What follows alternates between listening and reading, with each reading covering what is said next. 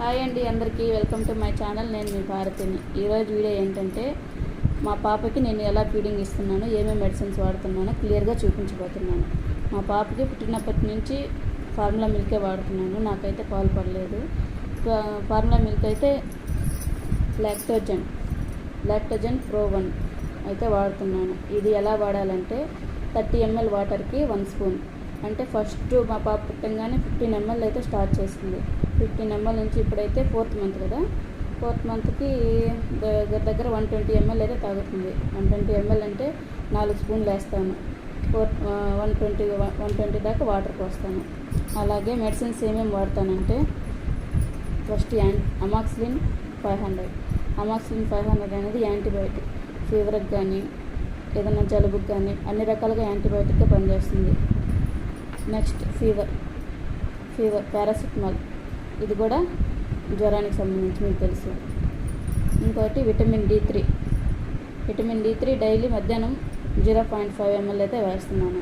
4th month కాబట్టి 0.5 ml. ఇది వచ్చేసి నెక్స్ట్ సైక్లోపామ్.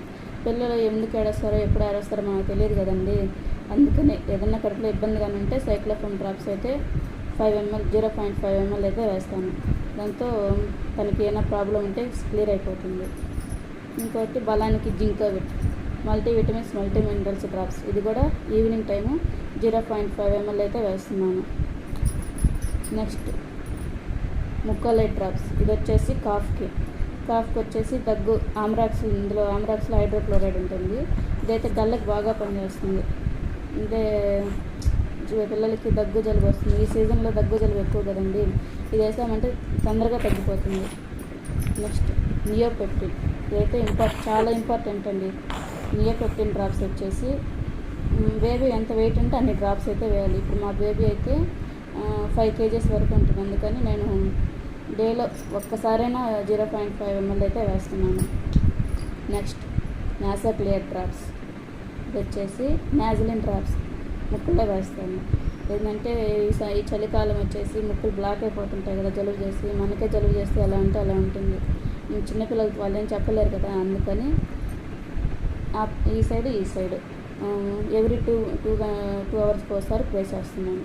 ఇలా స్ప్రే చేయడం వల్ల తొందరగా అయితే రిలీఫ్ అయితే ఉంటుంది. హాస్పిటల్ కూడా వెళ్ళాల్సిన అవసరం అయితే ఉండదు. నెక్స్ట్ బేబీ రబ్ వచ్చేసి మన కిడ్స్ ఎలాగో వాళ్ళకి బేబీ రబ్, ఇది కూడా చాలా ఉపశమనం ఇస్తుందండి. నెక్స్ట్ వచ్చేసి ఇంకోటి కూడా ఉంది, టీమినిక్ డ్రాప్స్. ఇది కోల్డ్కి చాలా అంటే చాలా బాగా పనిచేస్తుంది.